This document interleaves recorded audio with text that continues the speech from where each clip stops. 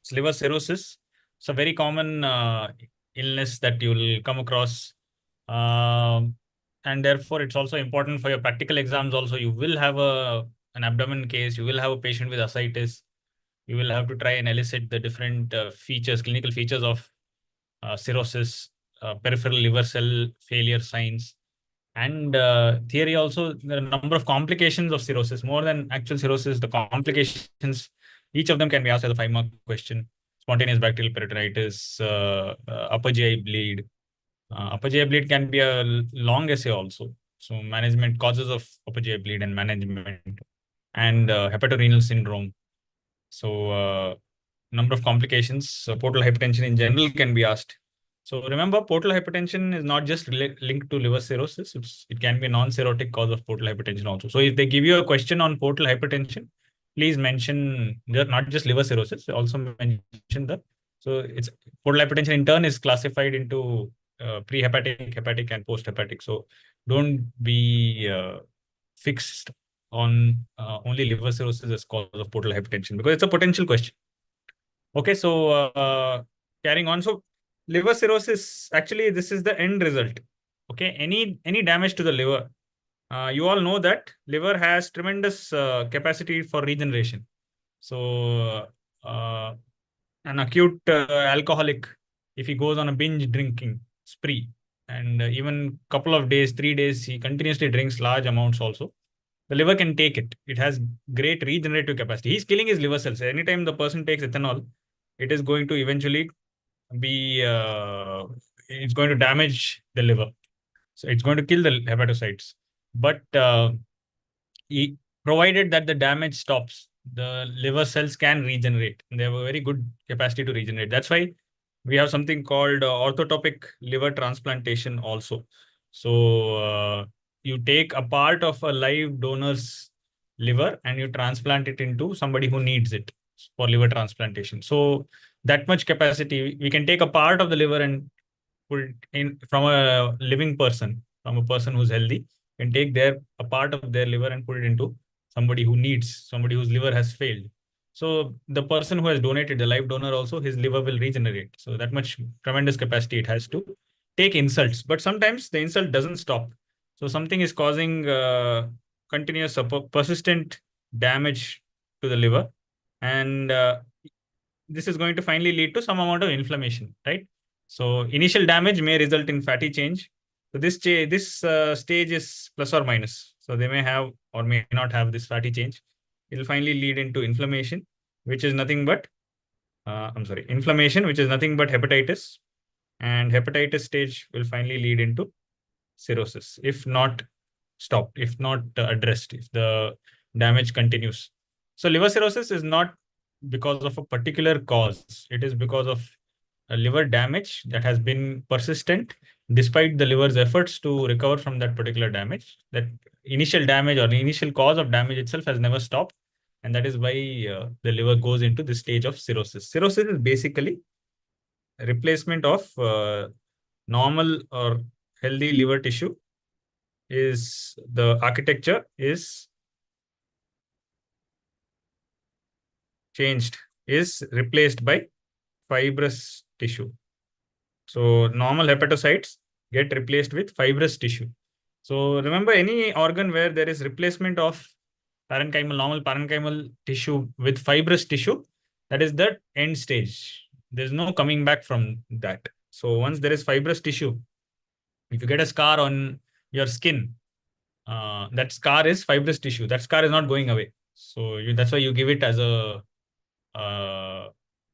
an identifying mark. So identity for identifying yourself, you can give a scar as one of the marks, identification marks. Likewise, if there is any fibrous replacement of lung tissue, lung fibrosis, it means it has already gone into an end stage. It is the death of normal lung tissue. That tissue is not going to come back. The same way in the liver, if there is going to be a replacement of normal hepatocytes with fibrous tissue, it is not functional. That means that amount of liver function is lost forever. And it all depends on the remaining hepatocytes. Can they compensate? Can they try and make up for the lost liver tissues? Most of the times they can. So what happens generally is, if there is an initial, so this is the liver. Normally, normal liver functioning well. Let me draw it like this only. So normal liver doing its activities. You know what are the activities of the liver? It has synthetic functions. What does it produce? It has detoxification functions. What does the liver produce? We need the liver for its synthetic functions, very important substances it produces. And we need for excretion function. So it does excrete a few things, right? So what does it synthesize? It produces proteins. Majority of our proteins come from our liver, right? So which proteins are we mainly concerned about? Albumin, actually. Most of the proteins we are concerned about. So remember, in the blood, what are the kind of proteins we have? We have albumin and we have globulin.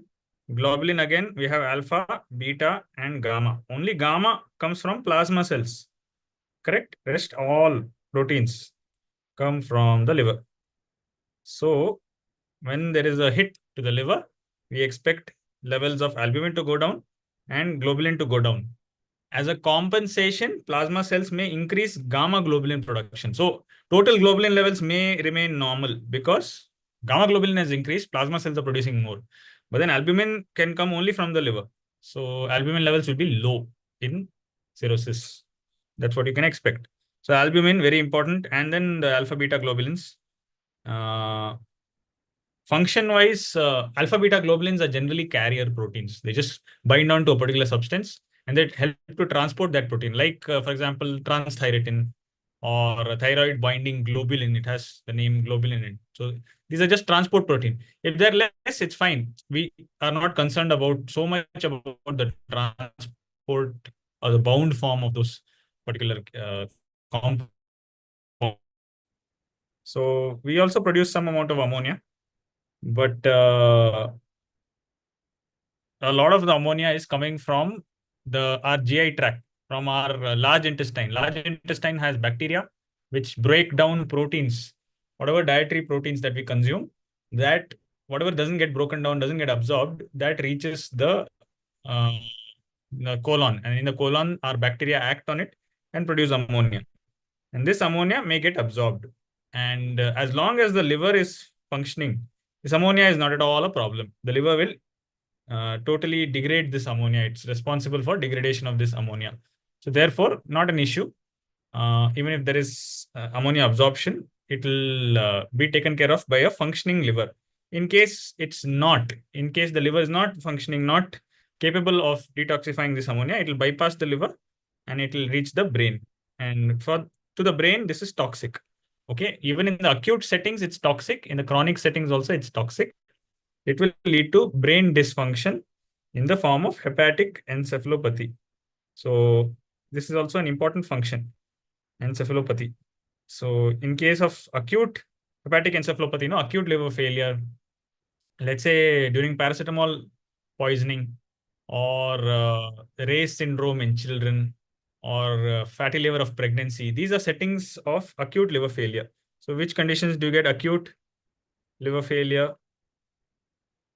This happens very commonly in paracetamol poisoning, acetaminophen poisoning, or in acute fatty liver of pregnancy, okay, or in case of Ray's syndrome.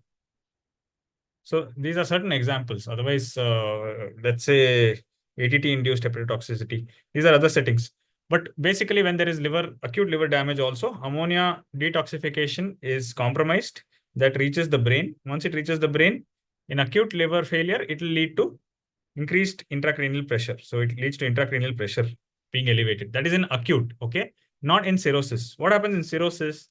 In cirrhosis, it happens over a gradual, as a gradual process, over a slow, over a long period of time. So because of that, there's going to be some adaptation, and therefore there will be an encephalopathy, but there's no raised intracranial pressure.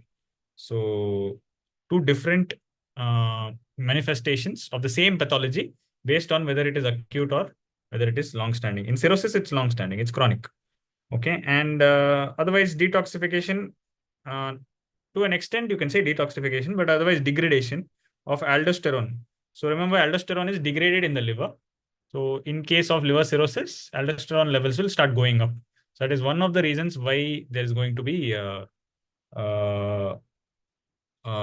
ascites and secondary hyperaldosteronism. So in liver cirrhosis, it is a state of secondary hyperaldosteronism. One more important protein that is produced in the liver is thrombopoietin, TPO. Thrombopoietin. Erythropoietin is for RBC synthesis. Thrombopoietin is for platelet synthesis. So when the thrombopoietin levels come down, platelet count comes down in liver cirrhosis. So that is an important function that is lost. Okay, excretion, bilirubin is excreted. So because liver is not working, bilirubin levels will start going up. So finally, what happens if there's a functioning liver? All these functions are taken care of, no problem. Healthy liver, everything is going great. Then some cause of damage, some problem is happening. There is a persistent damage. So acute insults apart. So paracetamol poisoning, fatty liver of pregnancy, all that is acute. These are more like very short-term damage. It's not going to continue. Acute fatty liver of pregnancy, what do you have to do? You have to terminate the pregnancy. Okay, jaundice. Any jaundice in pregnancy, if uh, you come across a pregnant lady who is having jaundice, most of the times it's not good news in pregnancy, because if you think about the differentials of jaundice in pregnancy, could be hepatitis E infection. So hepatitis E is generally benign, but in pregnancy it can be fulminant hepatic failure, or it could be acute fatty liver of pregnancy. Acute fatty liver of pregnancy, fatty liver, no, but this fatty liver is acute and it's not benign. It's very similar to sepsis. They'll present with multi-organ dysfunction. Leukocyte counts will be very much elevated.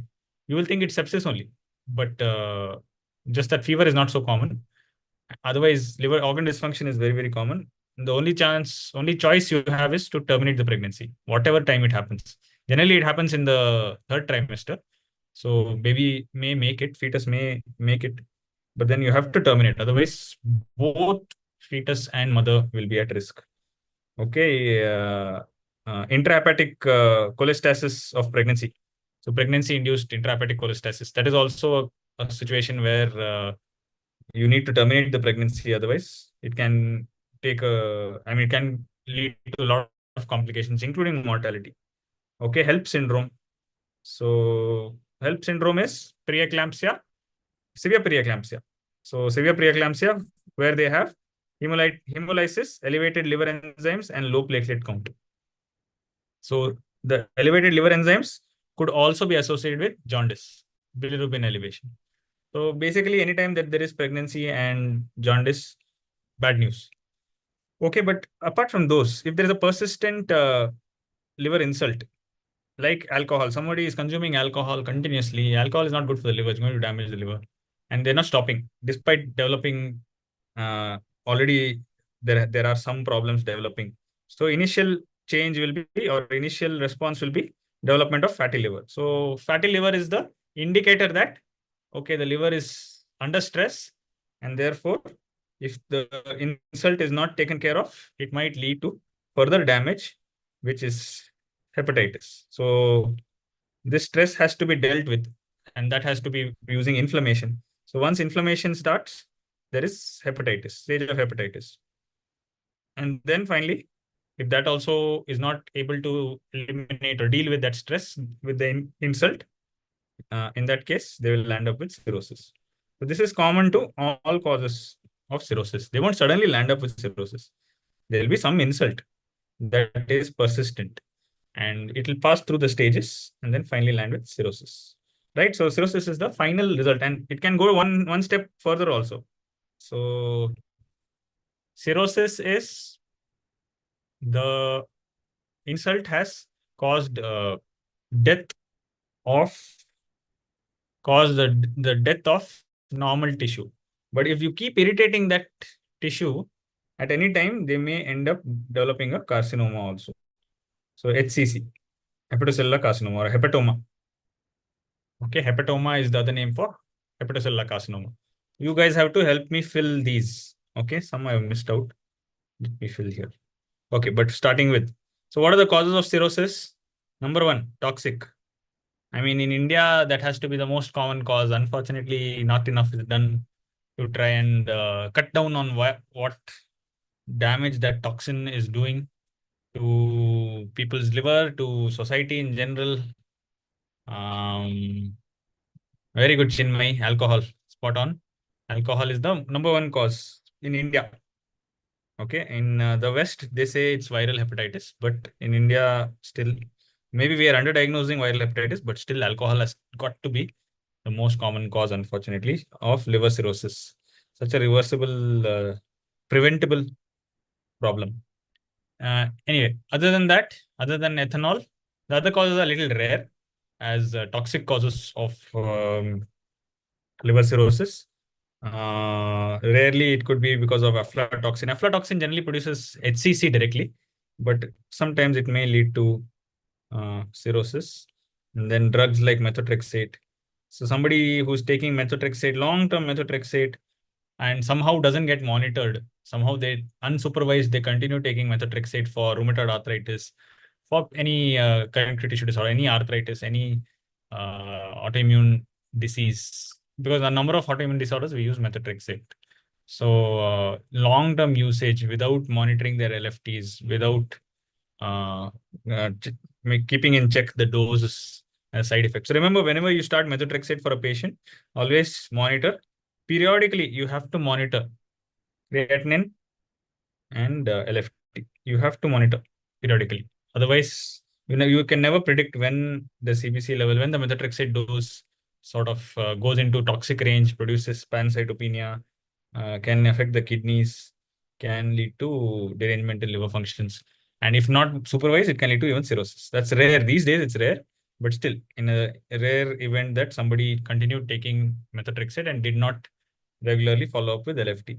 Okay, infective causes, everybody knows, and that's what in the West, the most common cause of cirrhosis. Very good. Chronic hep BV, Chinmay, very good. So chronic HCV. Uh, any other hepatitis virus can cause chronic hepatitis apart from these two? Very rare. Very good. Delta virus. So Delta can't do it on its own. So delta antigen has delta antigen has to have either a co-infection or a super added infection, super infection or co-infection with hepatitis B. It needs hep B for producing its chronic manifestations. Generally, super added infection is going to be uh, a chronic infection, whereas co-infection is generally going to be very aggressive and it will produce fulminant hepatitis also, HDV plus HBV. If they enter together, it will end up leading to disaster. But if FBV comes first and later somehow, so both are transmitted through similar routes, no? Both have parenteral transmission through needles, sharing of needles, sexual transmission. So once the person has got hepatitis B, he should learn his lesson. Okay, he should not continue doing the same things, whether it is sharing of needles or unsafe sex practices. So if he's not learned his lesson, finally later and he'll get exposed to HDV and get that also. So in that case, it will continue on as a super added infection. So yes, so delta antigen can cause. Rarely, HEV can also cause, especially in immunocompromised status. Patient with immunocompromised state, even hepatitis C can produce cirrhosis. Okay, it's not common in immunocompetent patients or people, but in previous or already existing immunocompromised status, it can cause. Okay, infiltrative disorders. Infiltrative disorders would be lysosomal storage disorders like Gaucher's or Niemann-Pick disease. These will lead to lysosomal storage disorders, no? So they can lead to accumulation of lipid uh, precursor molecules, and therefore can involve, it will usually lead to hepatomegaly. Very rare to cause cirrhosis. It can lead to hepatitis. It can lead to fatty infiltration and enlargement of the liver. For it to progress to cirrhosis, not very common, but possible causes. Okay, infiltrative. Inherited causes. Inherited causes would be something that increases copper content, something that increases iron content, something that also affects the lungs. Very good, Chinmay. So, Wilson's hemochromatosis. Yeah, Wilson's hemochromatosis. Cystic fibrosis. Yes, cystic fibrosis. Mutations. So, there's an overlap, infiltrative and inherited. Even Gaucher and even Pick are inherited only. Cystic fibrosis. Lung involvement, more than cystic fibrosis, alpha 1 antitrypsin deficiency. Alpha 1 antitrypsin deficiency, remember? Very good, Chinmay. Leads to alpha 1 antitrypsin deficiency leads to emphysema along with the liver cirrhosis. Okay. And then metabolic causes. So, metabolic causes. Actually, infiltrative, you can put even fatty liver. So, remember the term now is MASLD. Correct? It's not fatty liver disease. It's not non-alcoholic fatty liver disease. It is metabolic dysfunction associated steatohepatic liver disease. So such a long name. It was better before maybe, but they have changed it in 2023. This is what we have to stick to. Okay, so this again can, because of fatty infiltration, can lead to cirrhosis, because that fat is finally foreign body. Okay, if it is alcohol induced, or if it is, let's say, hepatitis C induced fatty liver, then it's different. But here it is mainly the central obesity that is causing fatty liver, and that again is a foreign body, so it's going to start inciting inflammation, change into hepatitis, then progress to cirrhosis also, and HCC also is possible. Metabolic causes, maybe not the right term. Wait, the better term would be autoimmune. Autoimmune. So autoimmune hepatitis. What are the autoimmune disorders of the liver? Autoimmune hepatitis. Then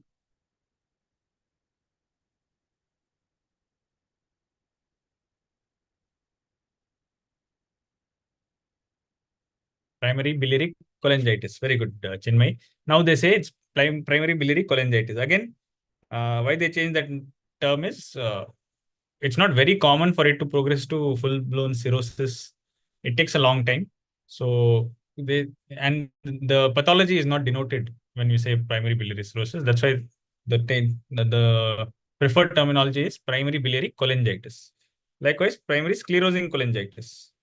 Okay, these are autoimmune entities with regards to liver. All of these, Drishti says autoimmune cholangiopathy. Very good. Autoimmune cholangiopathy. So these are the autoimmune disorders which are linked to causation of cirrhosis eventually. Correct? So different disorders which can lead to cirrhosis. Again, highlighting hepatitis C worldwide is said to be the most common cause, especially in the West. Okay, so hepatitis C now, no?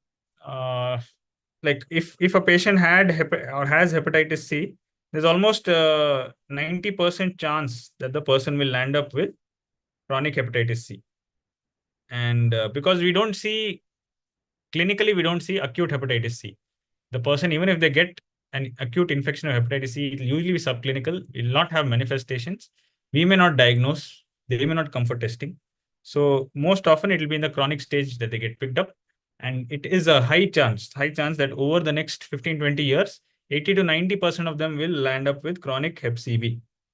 Okay, so that's why such a overwhelming risk for malignancy. So cirrhosis and malignancy. Anything that is so chronic will always have a higher risk for malignancy. Likewise, if there is parent to child transmission, no? Parent to child transmission of hep B, this will generally progress to become chronic.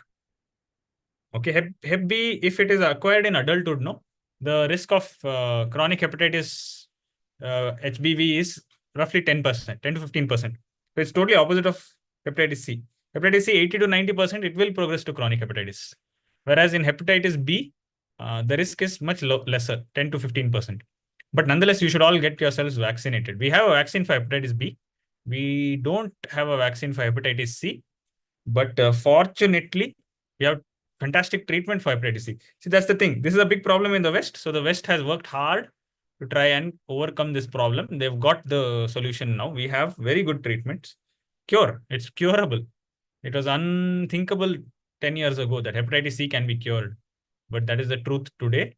We have superb medications for hepatitis C. So even if there's no vaccine, it's to an extent okay, but you guys still have to be careful because you're going to be exposed to patients. Always use universal precautions. Okay. So Velpatasvir and Sofosbuvir, that is the combination that is preferred universally. Velpatasvir and Sofosbuvir. Sofosbuvir. You just put them Sofosbuvir. You just put them on this combination, and it depends. Usually, 12 weeks is what they are put on. By 12 weeks, majority of them will not have the HCV RNA in them. It will be gone, and we still need some more time for us to know how frequently they'll relapse or not, because this treatment has been there only for the last few years. But tremendous. It was unthinkable before. Earlier in my post-graduation days, we used to give interferon therapy, injection, interferon, pegylated interferon, all we used to give, ribavirin and pegylated interferon. But over the years, it has tremendously changed. Now we have fantastic. There's another treatment. This is for all genotypes of hepatitis C. There's another universal treatment in case this one fails. That is a combination of fibrin tesvir and galcan glacipravir and fibrin tesvir. So just this little bit you should know about hepatitis C, the treatment, because it's quite simple now. It's only these 4 drugs that you have to remember. That to these 2 first. If this doesn't work, then those 2. Okay, for all genotypes. Right. So hepatitis C, alcoholic liver disease, that has to be our country, overwhelmingly more common. Okay, this is the previous term. Now it is MASLD. Again, in the West, they're saying hepatitis C incidence causing cirrhosis is coming down. Instead, it is now more common to come across MASLD producing liver cirrhosis. So MASLD is picking up in incidence as a cause for cirrhosis in the West. Hepatitis B, especially in case it is coincident with hepatitis D, or if it is acquired in childhood as a transplacental transmission. If it is acquired during birth, then higher chance of chronic hepatitis B and then cirrhosis, and then the miscellaneous causes. Okay, then certain other causes include autoimmune hepatitis, primary biliary cholangitis. This should be cholangitis. And hemochromatosis, Wilson's, alpha-1. These are rare. Drug is not so common. Okay. Yes, amiodarone can cause it, but incidence is not so common. Oh yeah, so it can be a post hepatic problem like Budd-Chiari syndrome. So Budd-Chiari initially may be something that leads to jaundice, leads to portal hypertension without cirrhosis, but eventually it will lead to liver damage also, leading to cirrhosis. So advanced Budd-Chiari, in the advanced stages, it can lead to liver cirrhosis. And then cardiac cirrhosis. So cardiac cirrhosis is also one of the differentials. So earlier there was this term known as cryptogenic cirrhosis. Cryptogenic. Don't know what the cause is. Cryptogenic cirrhosis. Person has landed with cryptogenic. Person has landed with cirrhosis. You can't try and find out. You can't find out the cause. Person is clearly denying ethanol intake, and you have no reason to doubt that. Family members are saying that definitely there's no alcohol intake. You test for hepatitis B, hepatitis C, it's coming negative. You test for Wilson's, hemochromatosis, everything's coming negative. So what are the causes of cryptogenic cirrhosis? Medicine is like that. In medicine, we'll ask you what are the causes for idiopathic thrombocytopenic purpura. So it's supposed to be idiopathic, but we have to ask you what are the causes. What are the causes for fever of unknown origin? It's unknown, but you have to know the causes. Okay, like that, cryptogenic cirrhosis. Causes for idiopathic intracranial hypertension, vitamin A toxicity, outdated tetracyclines, obese female. So like that. Cryptogenic cirrhosis, what are the causes? MASLD. This is one of the causes. Okay. Patients with metabolic syndrome. MASLD is the hepatic manifestation of metabolic syndrome. PCOD is the ovarian manifestation or genital manifestation of metabolic syndrome. So, metabolic syndrome has a number of organ manifestations. In the heart, it can produce aortic stenosis also, degenerative aortic stenosis. So, like that, MASLD could be a cause for cirrhosis, which may go unnoticed. So many diabetics we have, so many hypertensives we have. So suddenly they'll end up with cirrhosis, and we'll be left wondering why, but it'll actually be because of the metabolic syndrome itself. Okay. Otherwise, autoimmune hepatitis is a very, very important cause. You should not neglect. Always test patients with any hepatitis, chronic hepatitis. Test them for possible autoimmune hepatitis. Okay. You need to know the autoantibodies. Do you guys know what are the autoantibodies for autoimmune hepatitis 1 and 2? So in case you're asked maybe a 5-marker or a 3-marker question for autoimmune hepatitis, there are 2 types. Okay. Type 1 is more common. Type 1 occurs in adults, in women. Type 2 occurs in children. It's uncommon. Okay. And it is not so responsive to therapy also. Type 1 more common, better prognosis. Provided you catch them early. You can't afford to catch them when they have developed cirrhosis. You have to catch them when they're in hepatitis stage. Because once they are in cirrhosis, generally they are not treated. Steroids are not given for patients who are having cirrhosis, autoimmune hepatitis. You treat them till the hepatitis stage. So it's important to catch them in that stage. So this is in children, and no, not good response. Does not respond. No response to steroids. Because steroids and azathioprine are mainly used for treatment of type 1. Azathioprine and steroids. Autoantibodies, you should know a little bit about. You can remember at least that patients with type 1 autoimmune hepatitis will have positive ANA and positive soluble liver antigen. Oh, hold on. I'll mention it as anti-actin. Actin is also very important. Actin and soluble liver antigen. Okay, these are autoantibodies which are important for type 1 autoimmune hepatitis.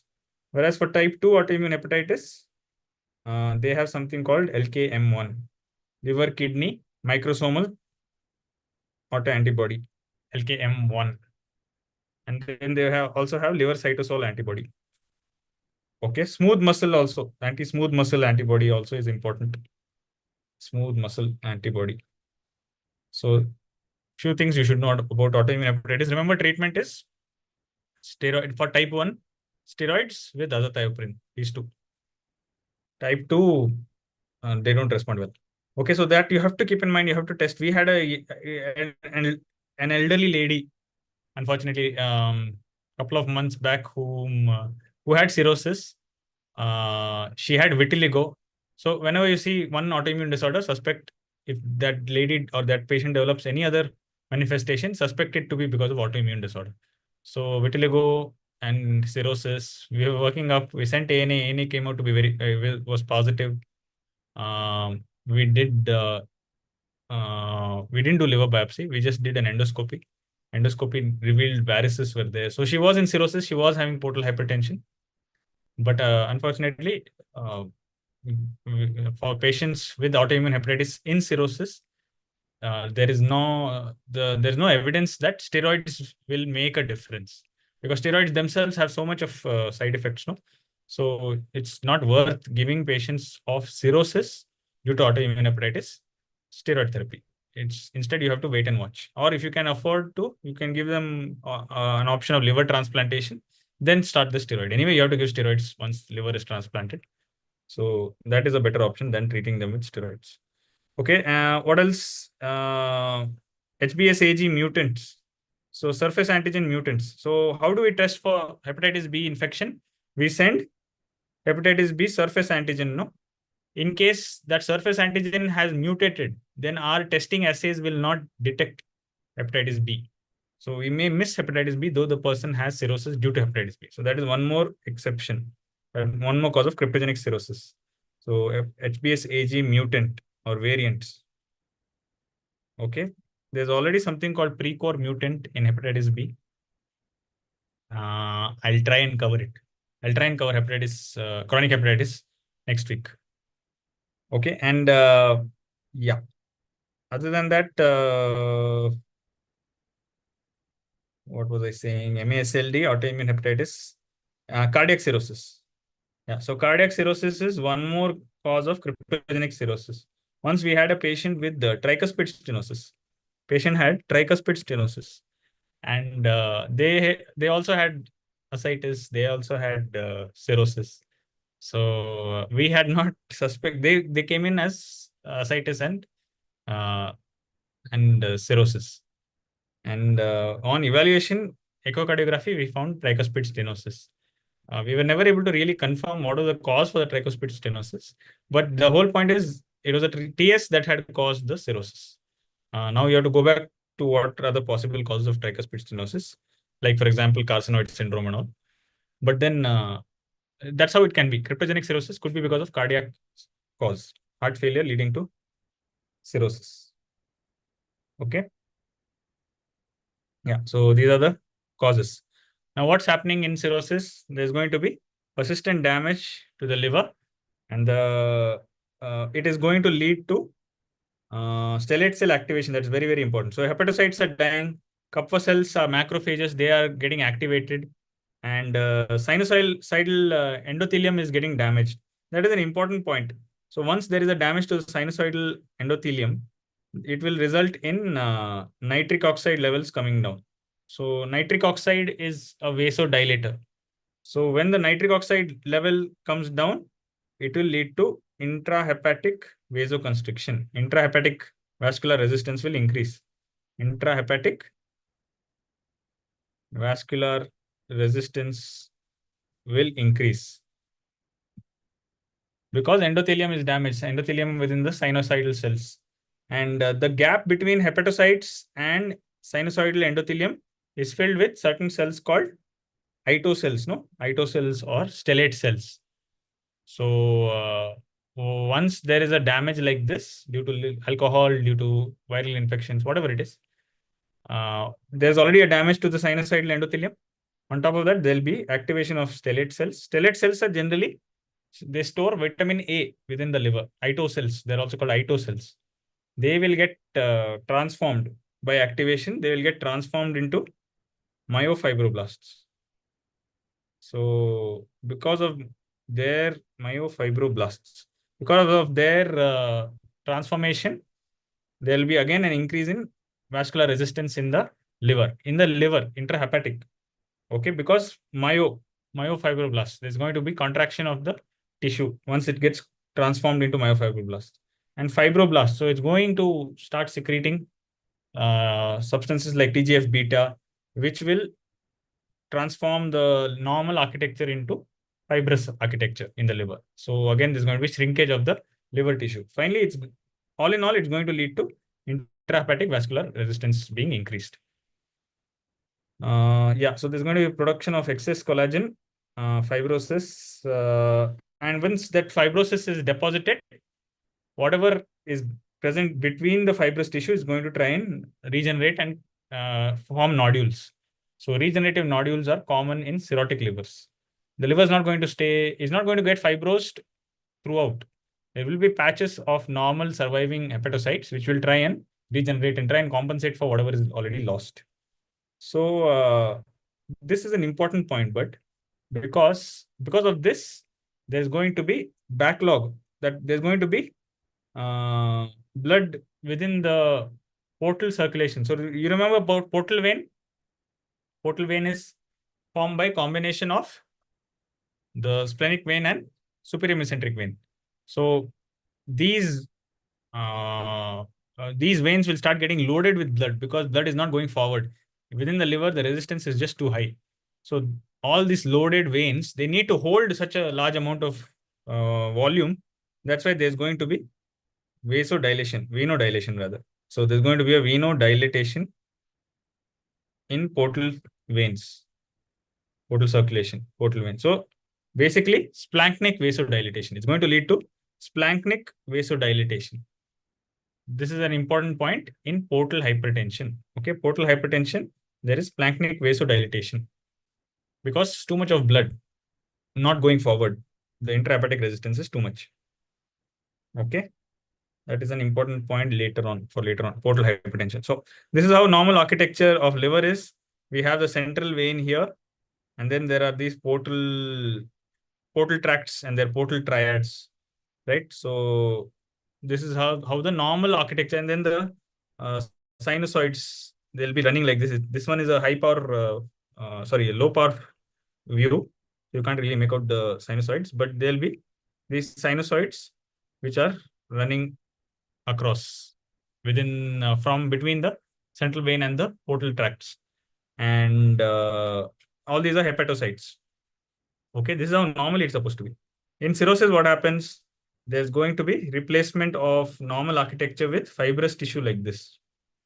So all the hepatocytes, these are trying to regenerate, but they are totally surrounded by or encased by fibrous bands. So this is a typical nodule. This is a regenerative nodule surrounded by fibrous tissue, fibrous band. This is typical cirrhosis. Okay, this is the last stage, which is cirrhosis. In the interim stages, what will happen is, in the initial stages, they may be just, so the most initial change that happens is here in the portal tract. So portal tract fibrosis, this is where it begins. Fibrosis begins here in the portal tract. And then finally, between portal tracts, there may be some extension of these kind of septae. And finally, it may join with other portal tracts like this. This is called as bridging fibrosis. And then the final step is there is going to be extension of fibrosis into the hepatocytes. So now this forms the regenerative nodules. Here, there's a regenerative nodule. Here, there's a regenerative nodule, like that. Okay, so this is the problem that's happening. Any damage, any persistent damage, it will lead to this fibrosis. So you can just remember a few names: Ishak scoring for staging and Metavir fibrosis levels. You want to know how much fibrosis there is. So based on certain histological scores, you can try and grade the severity of the fibrosis and therefore severity of cirrhosis. So Metavir staging is then generally, it's quite commonly used in histology. Although now liver biopsy is very rare, we don't depend on liver biopsy for making a diagnosis of cirrhosis. But you should know about the scoring. That's Ishak score and Metavir score. There's also Batts and Ludwig score, but that we don't use much. Mainly Metavir that we use. Okay, so I have not mentioned what they are. No? Okay, so F0 is no fibrosis. F1 is just mild. This is portal tract fibrosis. So portal tract. So this is in the portal tract. Then F1 to F2. F2 is there's going to be extension of fibrous bands from the portal tract, from portal tract to outside, towards outside. Okay, from portal tract. And then F3 is there's going to be continued extension. So continued extension of fibrous septae from the portal tract. Then finally, there's going to be bridging fibrosis. F3 is bridging fibrosis, where there's going to be bridging necrosis and fibrosis between portal tracts. Between two portal tracts, there's going to be a fibrous band running across. And finally, cirrhosis is F4, where there is going to be replacement of normal hepatocytes with fibrous bands intervening between them. And the surviving ones will try and proliferate and try and regenerate, but it's totally surrounded by fibrous tissue. That means the fibrous bands are not restricted by only the portal tracts anymore. There's not just bridging necrosis. Within the hepatic sinusides also, there's going to be fibrosis. That is F4, metavir F4. Okay, and yeah, same things. This we've already discussed. Yeah, let's skip this. Yeah. Now, what's the reason for ascites happening? You know that cirrhosis patients have ascites. It's happening because of excess peritoneal fluid accumulation in the peritoneal cavity. So albumin level, because low oncotic pressure, the fluid will escape from intravascular intravascular space into the third space, that is the peritoneal cavity. Portal hypertension. Now, obviously, if this is the portal vein, this is the capillaries, and this is the portal artery. Okay, of course, there's no portal artery, but I'm just saying, concept-wise, if there is going to be a backflow of pressure because of portal hypertension, all the pressure is getting transmitted behind. So from the capillaries of the intestines, there's going to be leakage of fluid. So from the visceral or the splanchnic organs, there's going to be leakage of fluid. Therefore, there will be accumulation of fluid in the peritoneal cavity. Okay, this will be some mesenteric artery and all that. But then basic concept is because of portal hypertension, capillary leakage around the visceral organs can contribute to the ascites. Hyperaldosteronism. I told you aldosterone is broken down in the liver, degraded in the liver because of cirrhosis. There's going to be an increased aldosterone level. One more reason why there's going to be hyperaldosteronism is secondary hyperaldosteronism. So remember, cirrhosis is a state of splanchnic and systemic vasodilatation. So because there's systemic vasodilatation, there is going to be a reduced blood flow to the kidney. All the blood is pooling in the splanchnic circulation and in the systemic circulation. And therefore, there's not enough blood reaching the kidneys. There's going to be a reduction in GFR. So because the GFR is reducing, the kidneys will try and activate the renin-angiotensin-aldosterone system to maintain GFR, tubuloglomerular feedback. Low GFR, tubules sense that there is reduced flow towards them. Therefore, they activate the afferent arteriole to secrete renin. Renin leads to increased aldosterone synthesis indirectly, okay, via angiotensin 2. So this aldosterone is now going to try and increase the GFR. But yeah, so that is the other reason why aldosterone levels are high. So two reasons. One is there's going to be a reduced effective circulatory volume. Basically, because of these two factors, the effective circulatory volume is reduced. And therefore, there's going to be renin-angiotensin-aldosterone system activation, leading to secondary hyperaldosteronism. Renal hypofunctioning. So same reason, because there is reduced effective circulatory volume. And lymphatic spillover from the liver. So again, because of portal hypertension, there's going to be a reduced lymphatic absorption, and therefore that lymphatic spillover can happen within the liver. These are the reasons for development of ascites. Okay, ascites develops because of all these reasons. So remember, ascites is mainly an indicator of portal hypertension. How do you know a patient of cirrhosis has developed portal hypertension or not? Maybe they have cirrhosis, but they don't have portal hypertension. So ascites is a very, very important indicator that they have developed portal hypertension. Okay. Rarely it may so happen that they have cirrhosis, but they don't have portal hypertension yet. They will develop it, but then they don't have it yet. That's a rare situation. Usually, by the time they come to us, by the time we see them, they have cirrhosis and they have portal hypertension. Yeah, one thing to notice, when there is going to be a very high pressure in the portal circulation, it will lead to a few things, few problems. One of those problems is opening up of portosystemic anastomosis. So for example, in the lower end of the esophagus and in the fundus of the stomach, there can be dilatation of veins. These veins are communicating veins between the portal side and the systemic side. Portal side is generally left gastric and short gastric veins.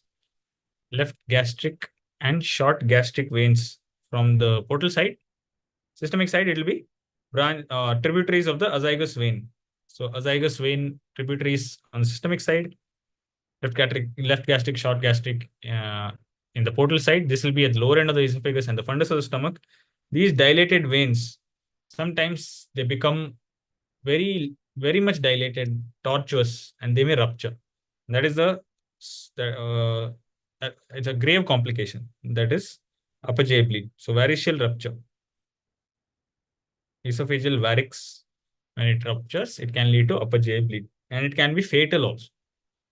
They can lose tremendous amount of blood. The term used is exsanguination. So patients may become exsanguinated. They're in front of you. They're fine. They're talking. And then in the next moment, the bleed starts. And there's just nothing you can do. Okay. Torrential bleed, torrential upper GI bleed. Very difficult. That too if they're in the ward. So I've had those experiences where CLD patient, cirrhosis patient in the ward and doing okay, sudden rupture, and then massive hematemesis. Very difficult. By the time you're trying to arrange and get them to the endoscopy room to try and do an emergency procedure, they would have already exsanguinated. They would have already died. Okay, yeah. Then there are other sites of portosystemic anastomosis. I don't think that you should know all that. But remember the fact that portal hypertension, there's going to be an increased portal venous inflow, increased resistance to portal blood flow in the liver, portal blood flow in liver.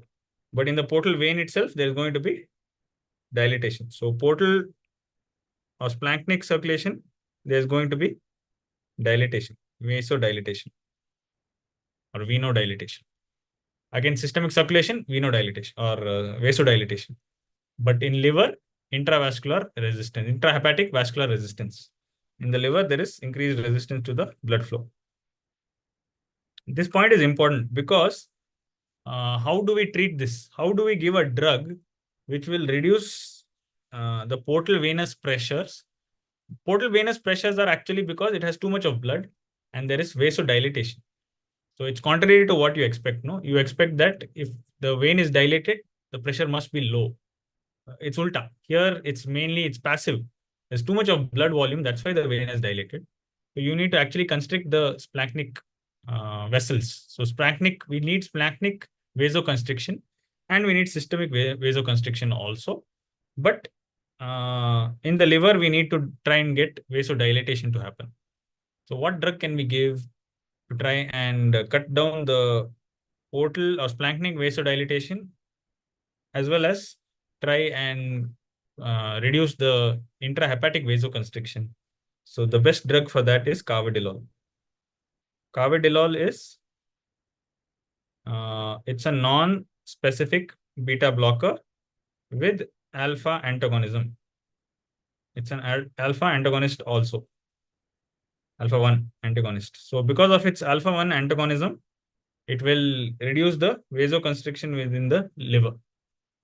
Whereas the non-specific beta blocker action is to try and reduce the splanchnic vasodilatation and reduce the portal hypertension.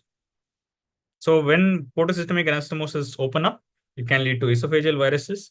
It can lead to rectal hemorrhoids also. Rectal hemorrhoids are communications between superior and middle and inferior hemorrhoidal veins. So they can develop hemorrhoids. That can again another manifestation of portal hypertension.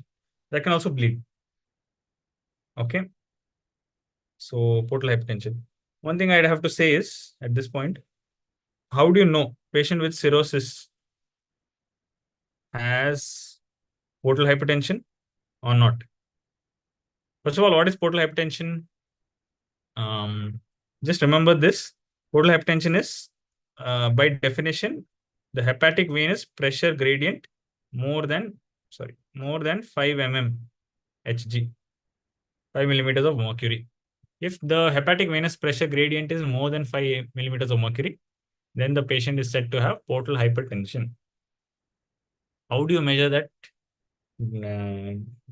Don't ask me.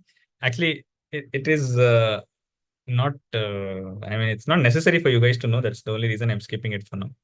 Okay. How do you know if a patient with cirrhosis has portal hypertension or not? What are the typical clinical features? So, if the patient has ascites, the patient has splenomegaly. Generally, this splenomegaly will be moderate, will not be massive. Okay, so moderate splenomegaly, ascites, and this ascites will be, when you investigate, it will be low SAG, something called low serum ascites albumin gradient.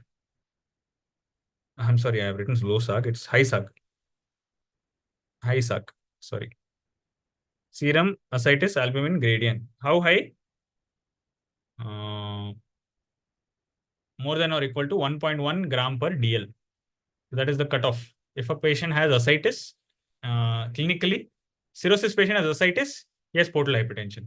But you want to confirm, do the serum ascites albumin gradient, which is what you measure the serum albumin and you measure the ascitic albumin.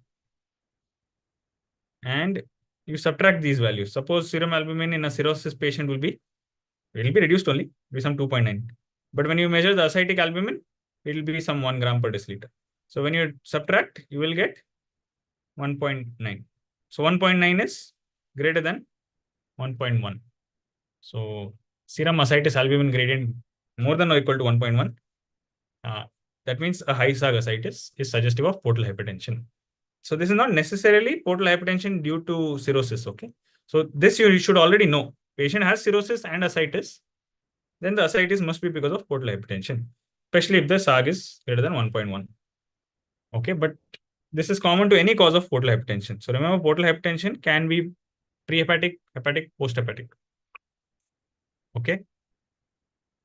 Maybe I should mention a few words about portal hypertension. Can be prehepatic, hepatic. Again, in hepatic also there can be pre-sinusoidal, sinusoidal, and post-sinusoidal. But for simplicity's sake, I'll just keep it as hepatic. Hepatic is cirrhosis. Whereas pre-hepatic is portal vein thrombosis. Portal vein thrombosis. And post-hepatic is Budd-Chiari syndrome. Budd-Chiari syndrome. Okay.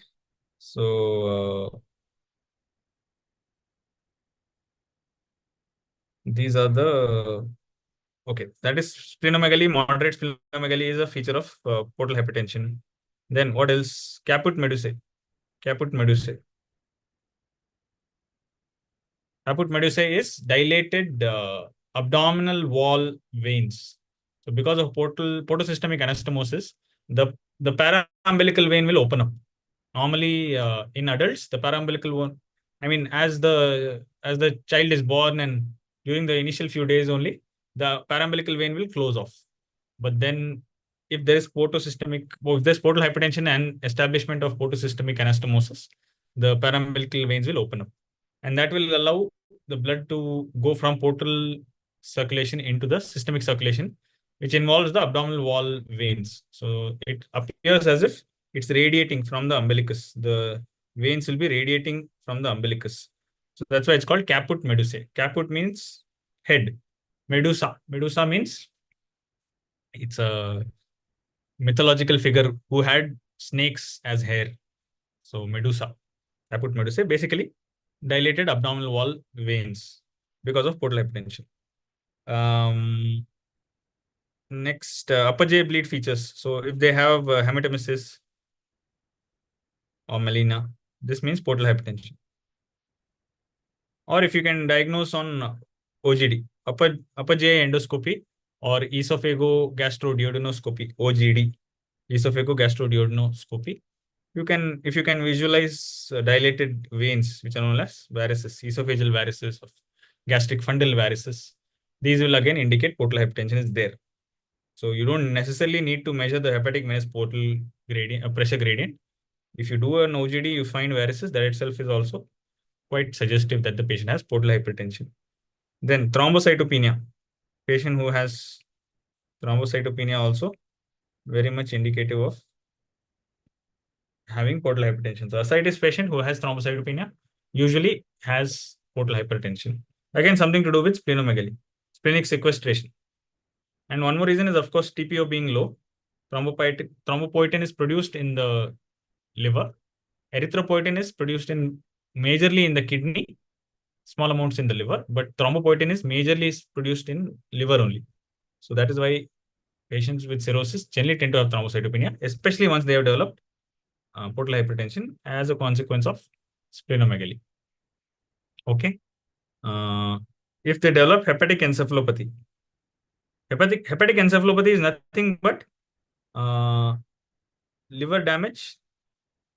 Let me put it as liver failure. I put it. Okay, liver cirrhosis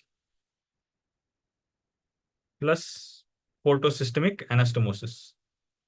This I am talking about anastomosis. This I am talking about chronic hepatic encephalopathy. Acute hepatic encephalopathy and acute liver failure does not require portosystemic anastomosis. It's just the liver failure there. But in chronic hepatic encephalopathy, portal hypertension must be present. As a result of portal hypertension, there is portosystemic anastomosis, and the liver is not able to handle the ammonia load. So all that ammonia is getting bypassed. The liver is getting bypassed. The ammonia is reaching the brain and producing encephalopathy. Okay. So these are the pointers to patient having portal hypertension. Yeah, so this is what I was initially getting at. Most of this we discussed. Glucose and fat, anyway, in chronic, it may not make much of a difference. This is important. Dihydroepiandrosterone. This is produced, DHEA is produced in the adrenal cortex, in the zona reticularis. Zona reticularis of adrenal cortex, DHEA is produced. So this DHEA is generally metabolized in the liver. If the liver is not working, DHEA is free. It will reach the periphery. In the periphery, the enzyme aromatase will act and produce estrone. And therefore, this will lead to its own effects. So patients with men with cirrhosis have increased estrogen content in their body.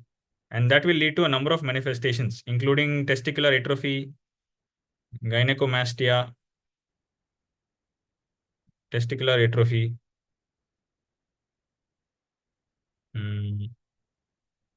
loss of secondary sexual characteristics,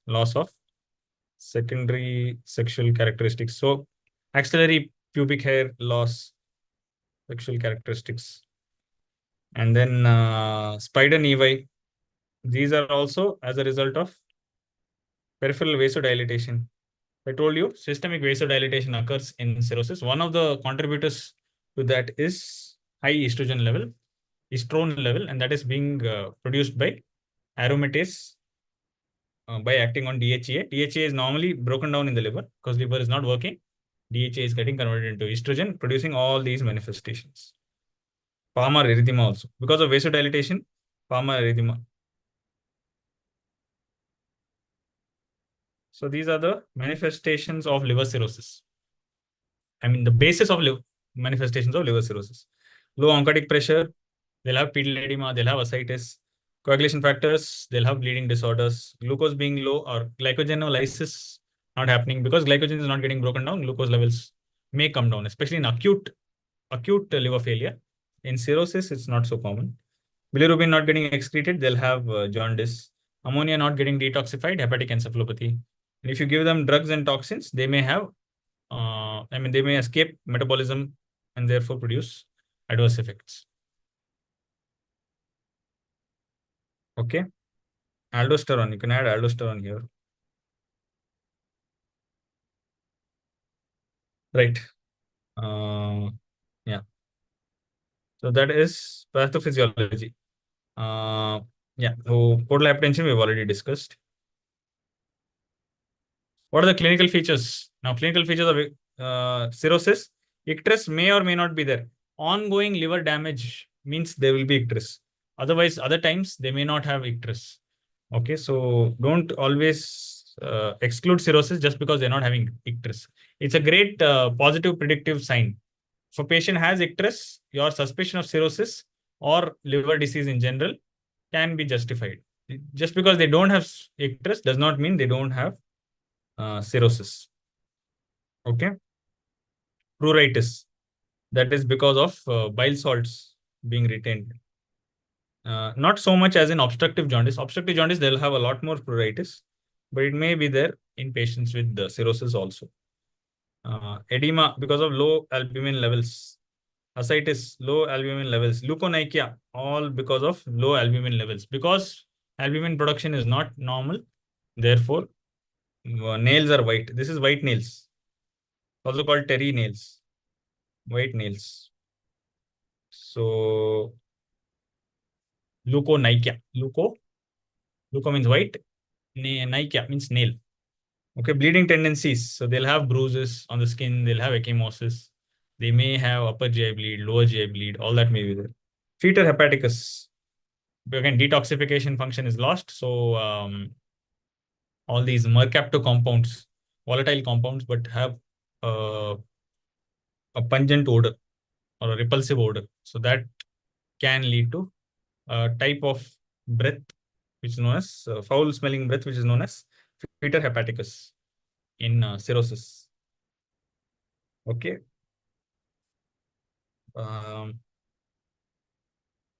Yeah. So clinical features, otherwise on examination, spider nevi.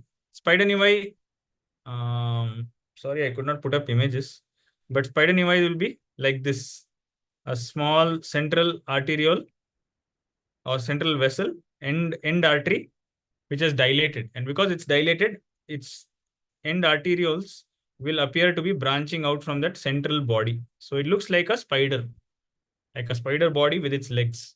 That's why the name spider nevi. Okay, spider nevi.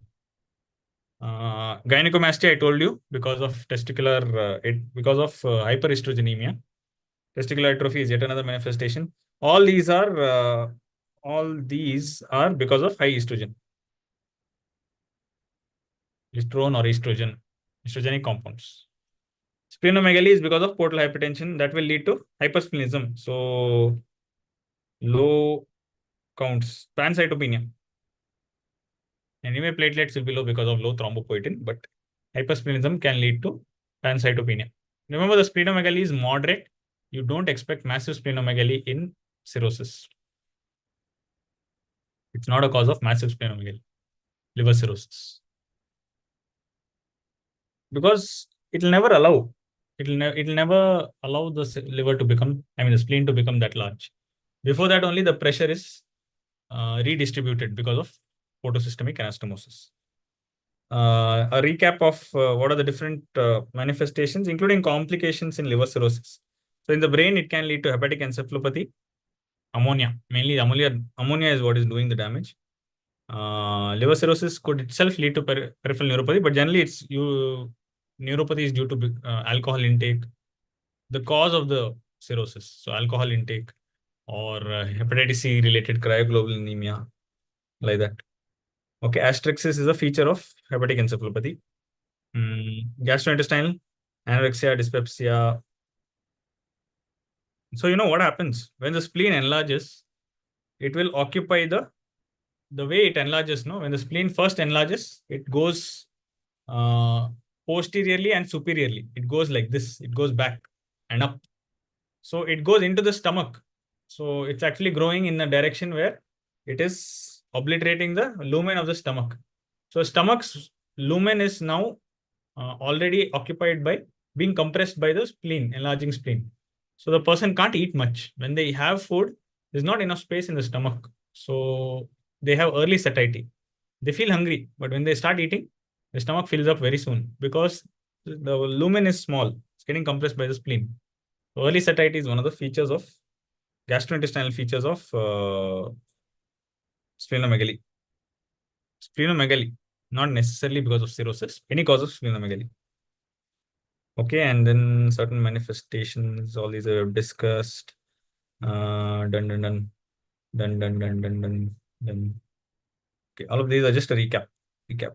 Yeah, this is a very important point. Hyponatremia is a very, very, very important point. So hypokalemia, anyway, it'll happen because aldosterone is high. Renin-angiotensin aldosterone mechanism is overactive. It's trying to increase the GFR. It's trying to retain more fluid.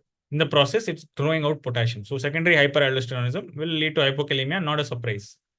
But hyponatremia, and this is again because of it's a dilutional. So patient is hypervolemic. Hypervolemic. They are having edema. They are having ascites. There's too much of fluid in the third space, in the interstitial space. So because of hypervolemia, there's going to be hyponatremia. Sodium is diluted, and the more severe the hyponatremia, the more advanced the cirrhosis. So it's inversely proportional. So higher the grade of cirrhosis, the lesser the serum sodium level. And this is reflected in a score called MELD sodium score, model for end stage liver disease, sodium, MELD sodium score. They modified the MELD score to include the influence of sodium. That's how important sodium is in cirrhosis. So hyponatremia is a big indicator of how severe the cirrhosis is. Yeah. Done. Okay, so all these are possible manifestations. Coming to complications of liver cirrhosis, you can see these varices in the esophagus. So esophageal varices, suddenly they'll die. Okay, you have to be very, very careful. Large varices, these are quite large. Okay, and suddenly they'll rupture, and they'll contain so much of blood that the splanchnic circulation has so much of blood, everything will come out. So it can be very dangerous. So never take a chance. Esophageal varices. If you are suspecting patient having esophageal varices, or you get to know they have a large varice, immediately try and do a banding. So you can do a banding procedure. Banding procedure. Then there's sclerotherapy that can be tried. But usually what is most commonly done is banding. Esophageal varices are banded. Sclerotherapy is the alternative, but banding is generally gives better results.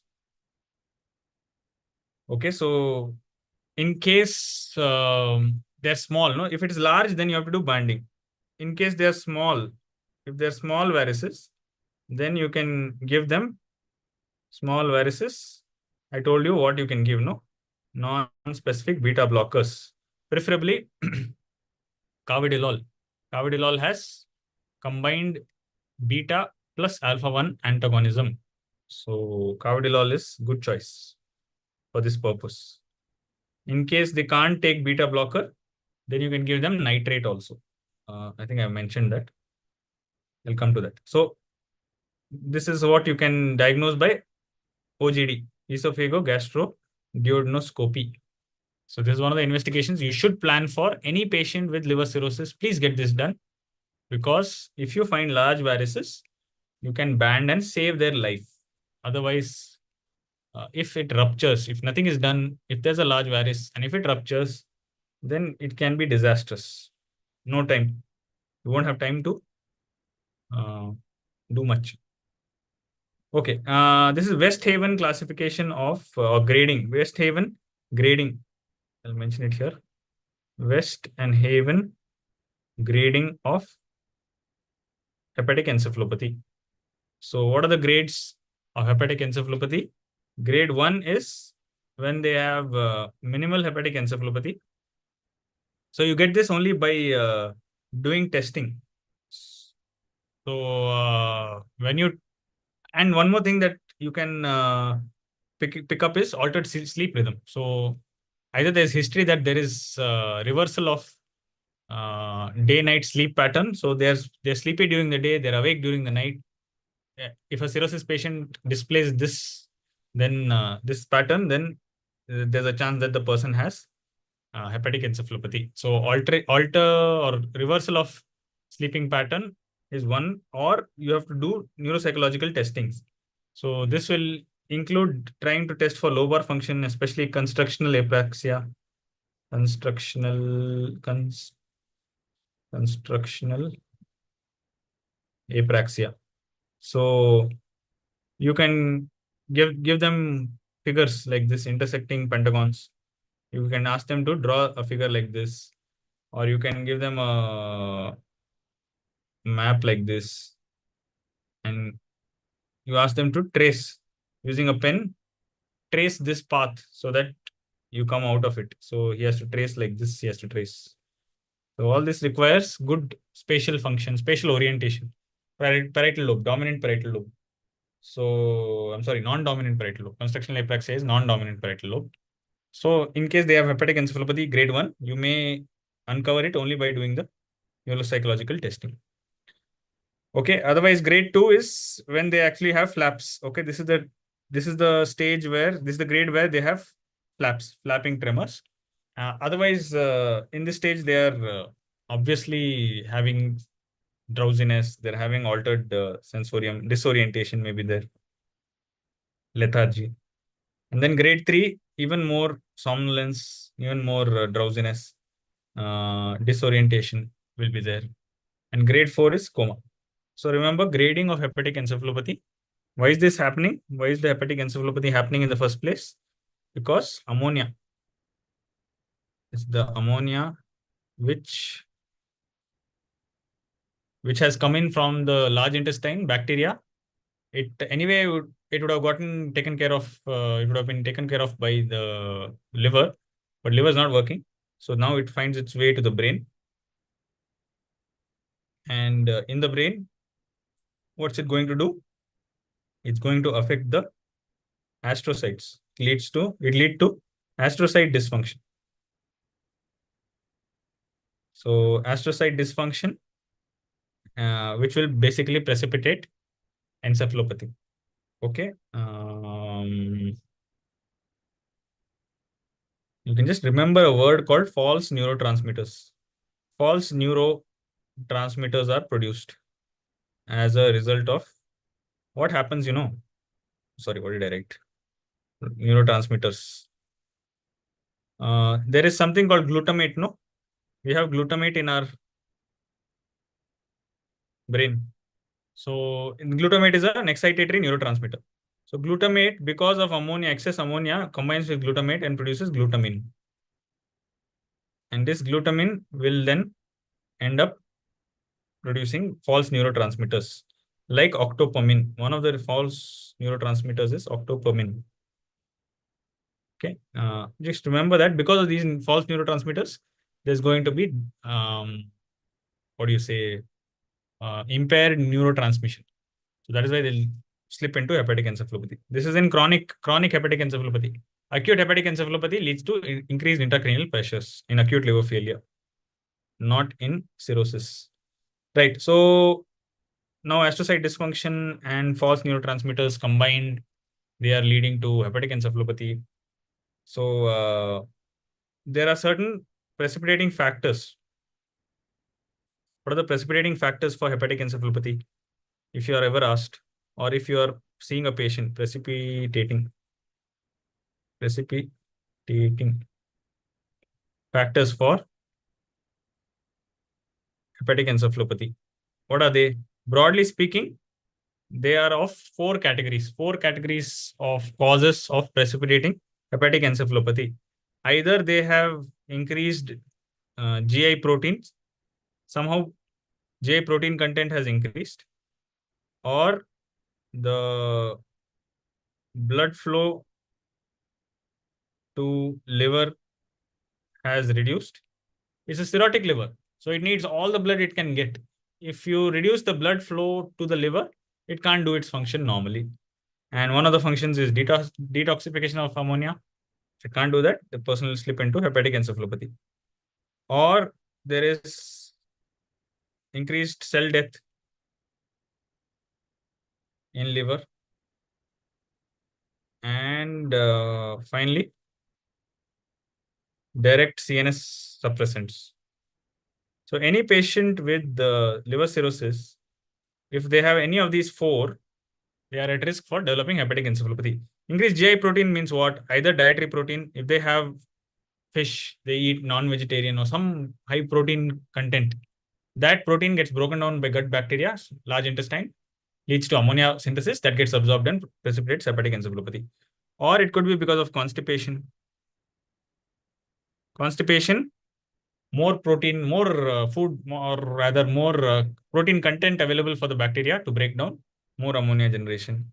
So upper GI bleed, blood has protein. All that protein will get broken down by the bacteria, precipitate hepatic encephalopathy. Or the blood flow to the liver has to come down, and or basically there's either loss of blood from the body or there is diversion of blood towards some other place. So, for example, SBP, spontaneous bacterial peritonitis, blood is flowing towards the peritoneum, lesser amount towards the liver, gets diverted. Or loose stools, diarrhea. So remember, both diarrhea and constipation, both can precipitate hepatic encephalopathy. Okay. Or let's say upper GI bleed again. So upper GI bleed can because there's blood loss, there's less blood flowing towards the liver. Liver can't do its function properly. Hepatic encephalopathy. Correct. So these are certain possibilities. Large volume paracentesis. If you do a large volume paracentesis, take out too much of ascitic fluid, then the fluid is going to shift from intravascular volume, intravascular space into the peritoneum. Because you took out so much of peritoneal fluid, it is going to encourage fluid to shift from intravascular space into the peritoneum. Now, intravascular space volume is coming down, so blood flow to the liver is coming down. So liver cannot function like usual. Hepatic encephalopathy. Okay, increased cell death in liver. So suddenly the person has an alcohol binge, already cirrhosed. Remaining hepatocytes are somehow trying to do the job of the entire liver, but suddenly the person again is an addict, so he goes and binges on alcohol. Or there is an viral reactivation, Hep B, Hep C reactivation. Suddenly the virus got reactivated, and because it got reactivated, there's cell death, hepatocyte death. Okay, or let's say a cirrhosis patient is given hepatotoxic drug, ATT, some hepatotoxic drug. He develops tuberculosis. You need to treat them. You take a chance. You give them ATT. You know he has cirrhosis, but you give them ATT. It might precipitate hepatic encephalopathy. Okay.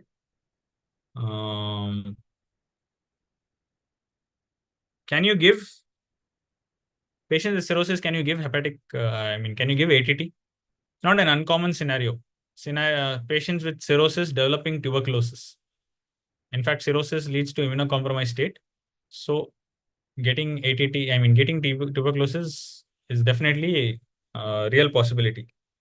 So is it contraindicated? No, it's not contraindicated because first line ATT is first line. So there's nothing like it.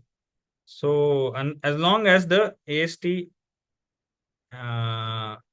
more than anything, the ALT, if the ALT is less than 3 times elevated in symptomatic or less than 5 times elevated above normal, upper limit of normal.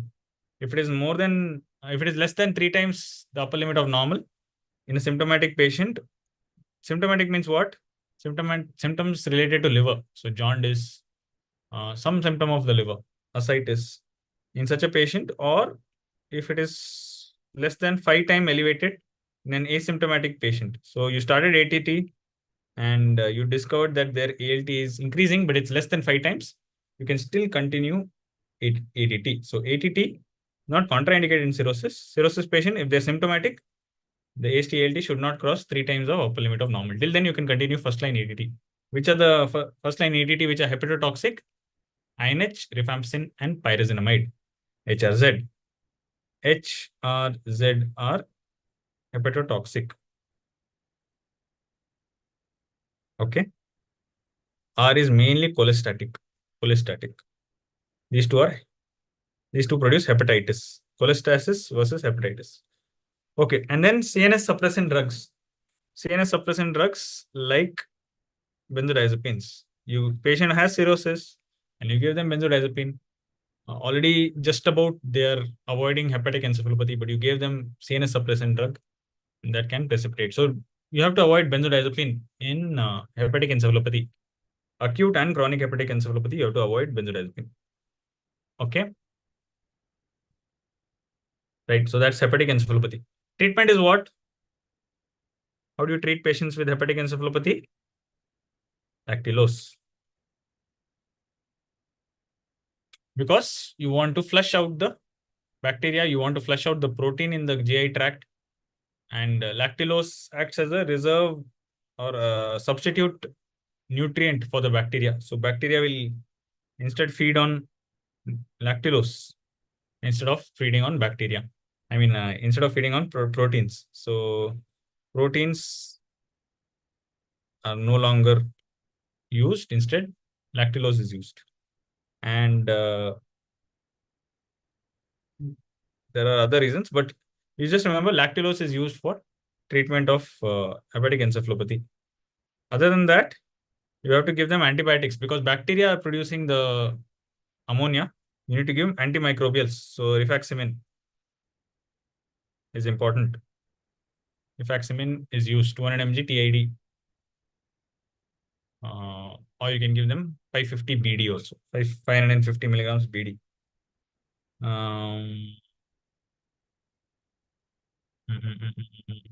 So these two are very, very important. And you have to reverse the cause. So if the person had, let's say, alcohol binge, that alcohol intake has to stop. Okay. These two are the main medications for hepatic encephalopathy. Okay. There's something called L-ornithine L-aspartate that is also used, but there's no evidence. No evidence. It's used, no harm. It's just amino acids. L-ornithine and L-aspartate, just amino acids. You can give them branch chain amino acids. Branch chain amino diet rich in branch chain amino acids. That is okay. That has some evidence. Branch chain amino acids. That can be given. Okay. For hepatic encephalopathy. Right. Few other complications. HRS, hepatorenal syndrome. There's been a change in terminology. Earlier, we used to have HRS type 1, type 2. Now there's HRS AKI and HRS non-acute kidney injury. In that also, there is HRS acute kidney disease and chronic kidney disease. They have made it slightly complicated.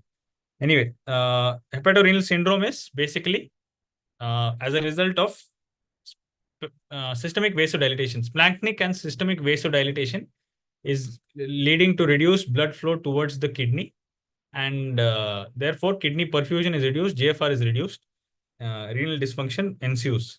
And renal dysfunction is defined by the same as AKI. So either an elevation in creatinine by 0.3 milligram per deciliter over 48 hours, or rise in serum creatinine by 1.5 times or more from the baseline.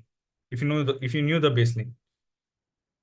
Okay, and then there are other additional factors like if the patient was on diuretic when the creatinine elevation happened, you withdraw the diuretic and see if they respond.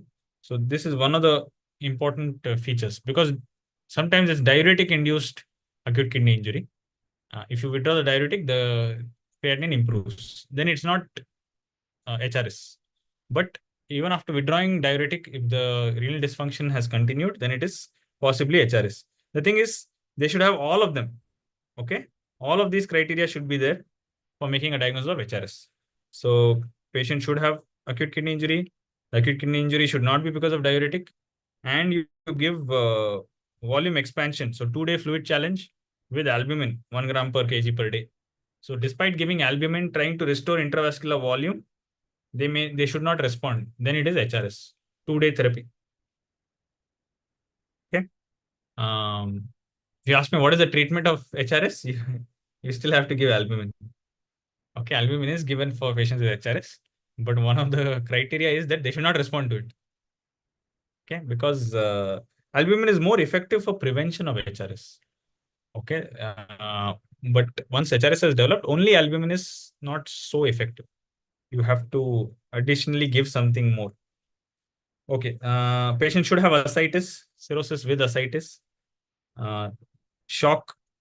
Other causes of acute kidney injury, like shock, should not be there. Nephrotoxic drugs should not have been used. No intrinsic kidney disease, so absence of proteinuria, hematuria, absence of abnormalities on ultrasound. So these are all features that should be there. All of these are compulsory for making a diagnosis of HRS.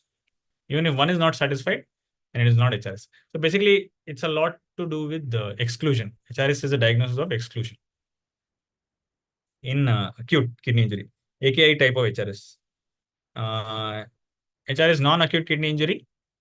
Um, that again has subdivisions into acute kidney disease and CKD.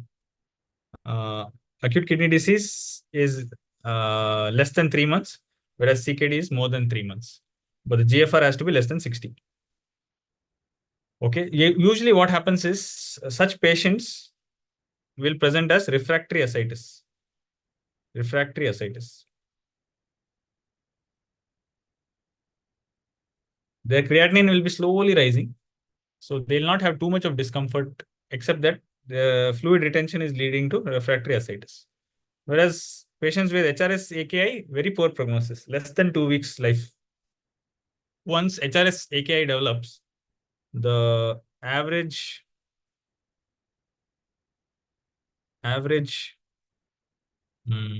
lifespan or average survival is 2 weeks. So within the next 2 weeks, you have to arrange for liver transplantation. So remember, liver transplantation is the definitive therapy for HRS. If you can't replace their liver, nothing else will work. Nothing else will help them. You can give albumin, you can give other agents. So what are the other agents you can give for treatment of HRS? HRS treatment, apart from albumin infusion at this dose, you have to give at 1 gram per kg per day for 2 days, but then you can continue that. If they're getting some response, you can continue that. In the meantime, try and look for arranging liver transplantation. But beyond that, what can you use? You can give alpha-1 agonist like midodrine. Midodrine. And you combine midodrine with octreotide. Octreotide. What else can you use? You can use norepinephrine, or you can use terlipressin. Terlipressin. So basically, you're using vasoconstrictors. You want that splanchnic vasodilatation and systemic vasodilatation to reverse. You want vasoconstriction there. So to try and produce that, you give all these vasoconstrictors. Midodrine is an alpha-1 agonist. So octreotide action it's a somatostatin analog. It's complicated how it acts. Basically, it said that certain mediators like vasoactive intestinal peptide, these are released, and these are responsible for splanchnic vasodilatation. So octreotide reverses that. Somatostatin reverses this VIP effects. Mechanisms are proposed, but it's not used alone. It's used with midodrine, or you give norepinephrine. Norepinephrine will produce vasoconstriction, and terlipressin. Terlipressin is a V1 agonist, no? Vasopressin agonist, V1 agonist. Vasopressin has V1 and V2. V1 is on blood vessels. V2 is on uh, collecting duct cells, basolateral aspect. So you have to use these methods to try and bridge. It's just a temporary measure. Definitive therapy, liver transplant. Otherwise, whether it's acute, whether it's chronic, they're not getting better. Chronic will survive longer, but acute will survive only 2 weeks.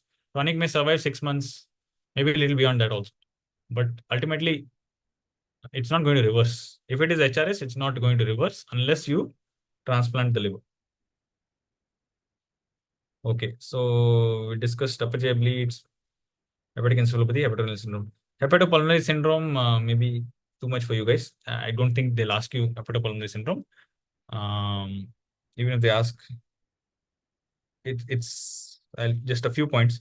Hepatopulmonary syndrome, there is opening up of AV fistulae in the inferior surface of the lung. Therefore, they have something called orthodeoxia. You can remember the terms orthodeoxia, which means when they lie down, they feel comfortable. Their oxygen levels are better. When they sit, they actually have hypoxia. So this is also known as they may feel breathless when they are sitting, platypnea. Breathless on sitting position, comfortable lying down. It's opposite of orthopnea, platypnea. They'll have cyanosis, central cyanosis. They'll have clubbing.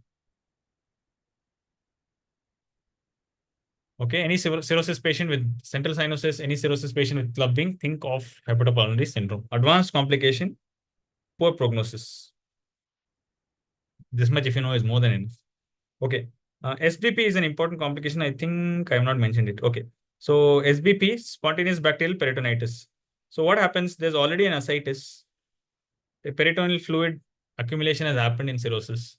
There's portal hypertension, and there is a translocation of bacteria. So bacteria, not only are they sending ammonia into the system, they are also coming themselves into the system.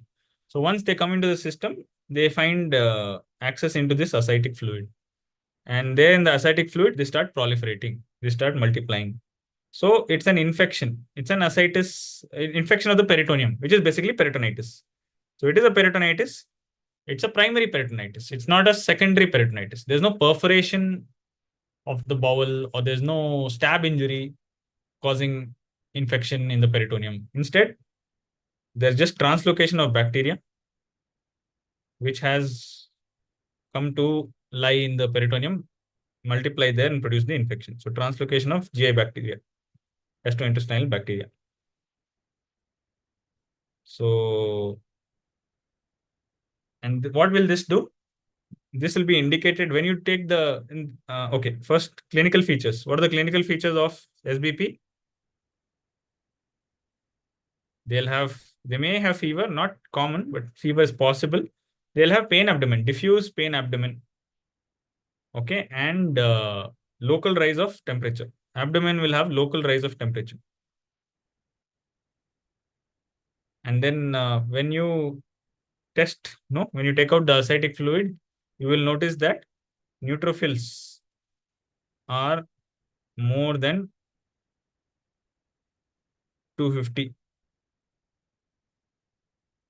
Okay, so the neutrophil count is greater than 250 per millimeter cube, and culture will come positive.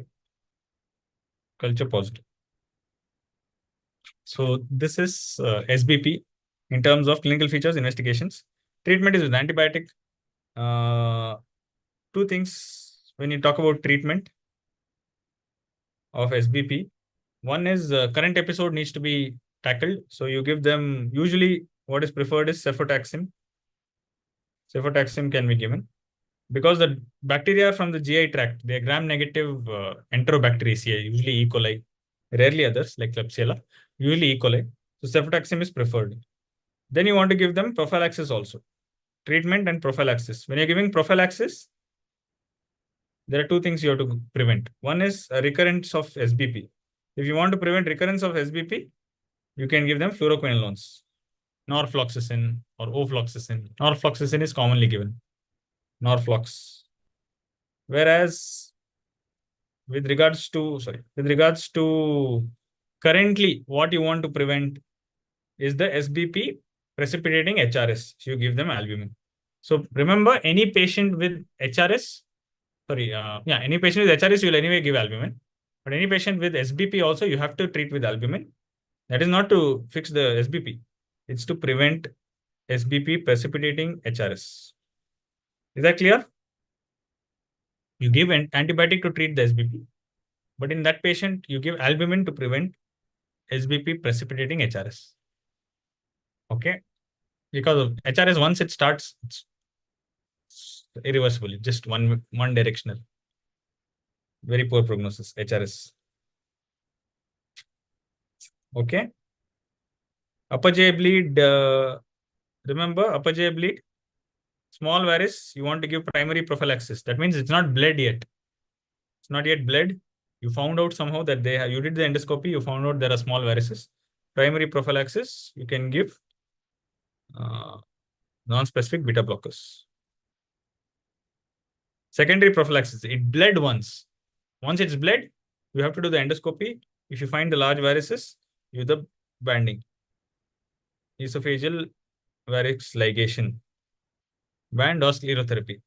Plus, you can give them non-specific beta blockers for secondary prophylaxis. Carvedilol is preferred. Carvedilol has additional alpha 1 antagonistic property.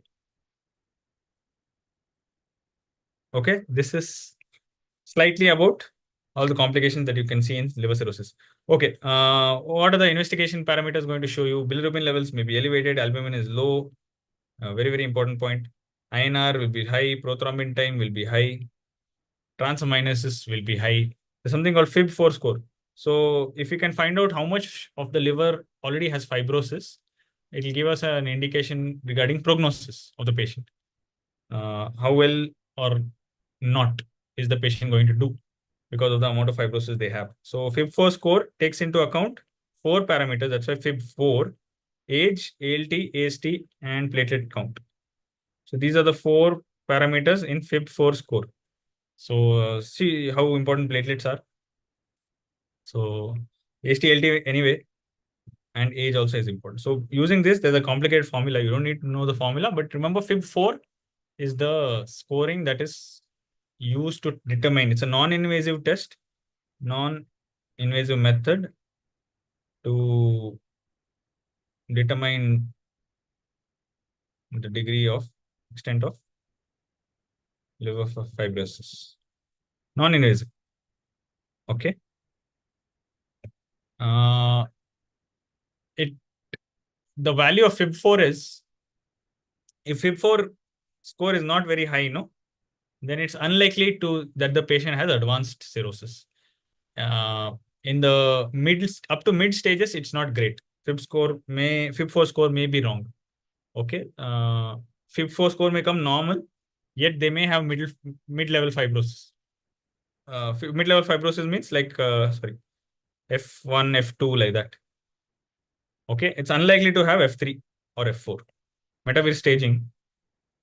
If the FIB4 score is low, F3, F4 is very, very unlikely. F1, F2, even if it's normal, even if it's very low also, still F1, F2 may be present. So it may miss the early stages, definitely not the advanced stages. Good negative predictive value. Right. So it's a non-invasive test for fibrosis. Likewise, there are scores like child pug and MELD scoring, model for end-stage liver disease. You can remember child pugs as A, B, C, D, E. Okay, so albumin, bilirubin,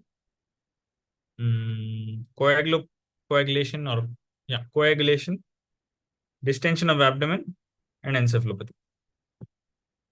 Okay, so A, B, C, D, and E. And then there are subclasses, 1 to 3 points for different scores. Yeah. You can just remember, and you can remember the classes. Class A is with the score 5 to 6, class B 7 to 9, 10 and above is class C. So the higher the class, the worse the prognosis of cirrhosis. So child pugs is to try and grade the severity of liver cirrhosis. Likewise, MELD sodium score.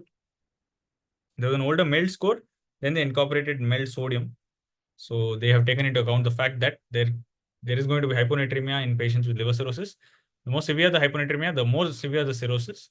That's why they included that in the formula. Okay, MELD was the older one.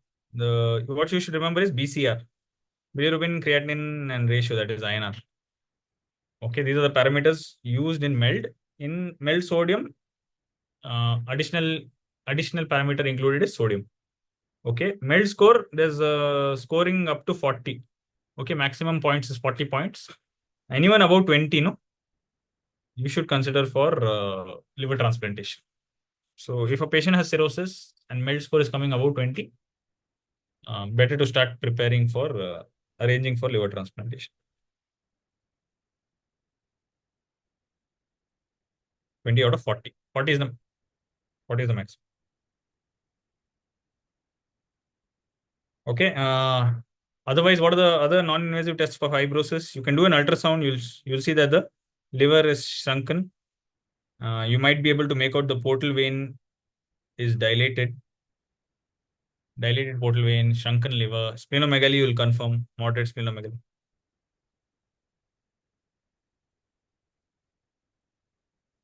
And then fibroscan. Fibroscan is elastography. So you can try and make out the degree of fibrosis. It tries to pick up the degree of fibrosis on the scanning. And then CT scan is gold standard. CT scan will definitely show you that there is the degree of the amount of fibrosis that there is. Yeah, so these are the other things that you can pick up on imaging. This is about imaging of cirrhosis.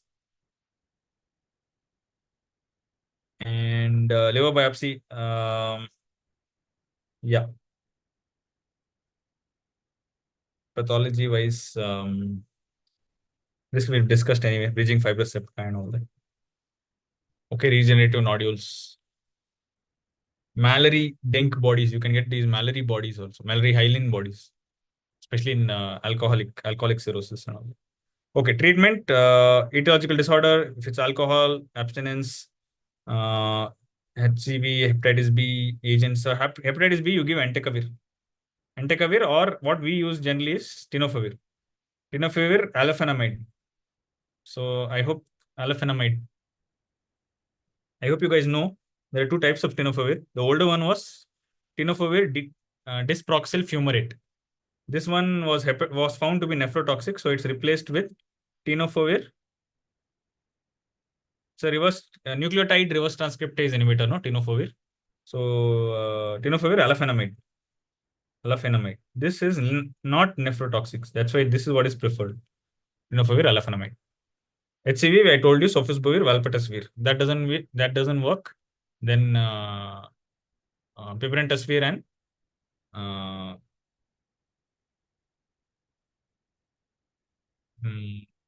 glesinapravir. Okay, pibrentasvir and glesinapravir. These are the universal treatments for hepatitis C. If it's autoimmune hepatitis, prednisolone, and azathioprine. But once they have reached cirrhosis, no, evidence is less for usage of azathioprine or cirrhosis. You have to start planning for liver transplantation. Ascites treatment, salt restriction, fluid restriction, loop diuretics can be used. You have to add mineralocorticoid receptor antagonists. So mineralocorticoid receptor antagonists have to be included in treatment of ascites in cirrhosis, because this is a state of secondary hyperaldosteronism. You have to antagonize that. Okay. Propranolol, carvedilol for treating the portal hypertension. If they're not tolerating beta blockers, then isosorbide mononitrate can be a substitute, but doesn't work as well as beta blockers. Any surgical options for Kishan sir to come and help out? Yes, tips. That is transjugular intrahepatic portosystemic shunts. This can relieve the portal hypertension, temporary measure. It will reduce the portal pressure, but it will increase the risk of shunting. So hepatic encephalopathy can be precipitated. Portal pressure. So, but the chances of HE will increase. Hepatitis encephalopathy will increase. Endoscopic variceal ligation, liver transplantation is the ultimate. If cirrhosis patient, advanced child PUG C, MELD score very high, 30, 32, like that, then plan for transplantation.